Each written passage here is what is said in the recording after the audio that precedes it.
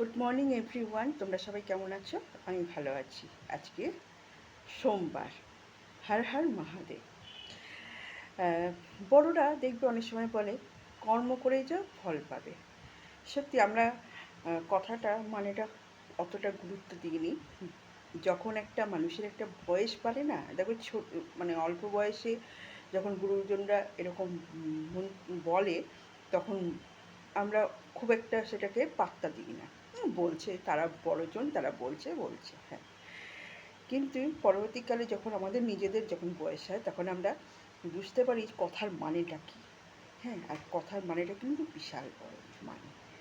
তা সেটা যদি মন দিয়ে মানে সেই কথা মতো যদি চলা যায় না, সামনের দিকটা তোমাকে আর চিন্তা করতে হবে না, পেছন দিকে ঘুরে যে পেছনটা কী হয়েছে, বুঝেছ?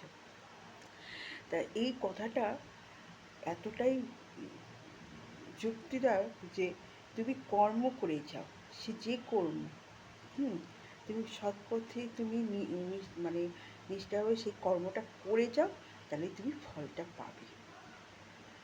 সত্যি ফল পাওয়া যায় যদি আমরা কর্মটা ঠিকমতো করি, ঠিকঠাক করি। আর ঠিকঠাক যদি আমি কর্মটা করি, বৃদ্ধ বয়সে বা অসময়ে আর কোনো সমস্যাই হয় না। আর যারা এই জিনিসটা মানে না বা সেইভাবে চলে না, তাদের আগামী দিনটা খুব বাজে অবস্থা, সেটা তখন বোঝাই যায়। আর তারপরে কী হচ্ছে, মানুষ মানে মনের যে ইয়েটা, সেটা যদি সবসময় ঠিক পথে, মানে মনটা যদি ঠিক পথে চলে, আর ফিরে তাকাতে হয় না তখন।